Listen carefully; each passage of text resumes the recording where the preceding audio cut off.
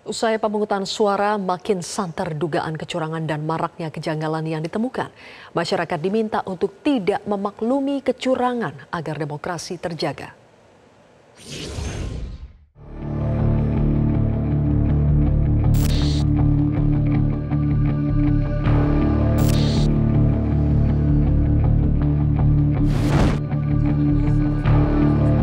Marak temuan kejanggalan sistem online KPU Sirekap yang diduga memuat aneka kecurangan. Padahal sistem perhitungan serupa pernah digarap pada pemilu 2014. Mantan komisioner KPU pun mempertanyakan banyaknya kesalahan dalam sistem Sirekap.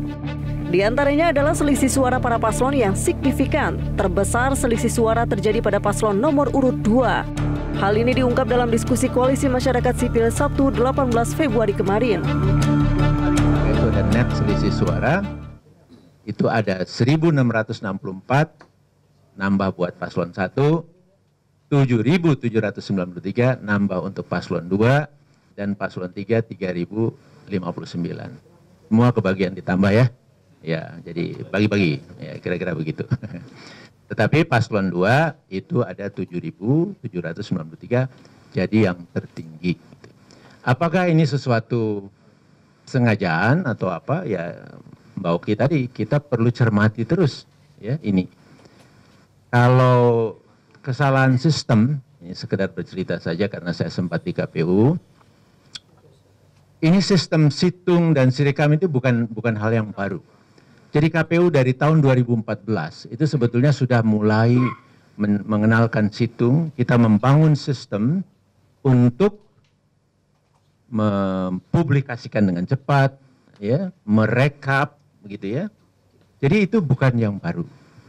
Nah, tetapi kemudian kita menjadi pertanyaannya, setelah berjalan terus, tapi kok ini masalahnya ada saja gitu. Nah, itu kan jadi pertanyaan kita ya. Kuat dugaan pemilu curang yang terstruktur, sistematis dan masif dilakukan melalui kampanye terselubung seperti politik uang dan bantuan sosial hingga ancaman verbal. Kepala-kepala lingkungan ini juga aktif membagikan sembako, sarung, atau uang tunai dalam lingkup program bansos atau pribadi menjelang hari pencoblosan. Di beberapa pesantren kita juga menemukan bahwa ada arahan, bujukan berupa pemberian uang langsung dari kepala pesantren terhadap santri. Nilainya dari yang ratusan ribu hingga 1 juta per orang untuk memilih salah satu paslon. Campur tangan otoritas lokal serta insentif uang inilah yang kami temukan sebagai salah satu faktor kunci bagi pemilih untuk memutuskan pilihannya.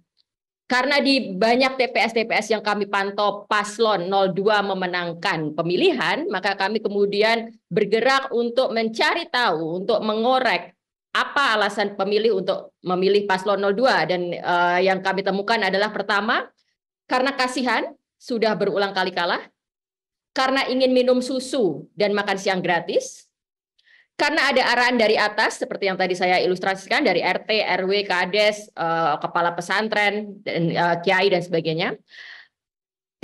Keempat, takut bansos tidak dilanjutkan.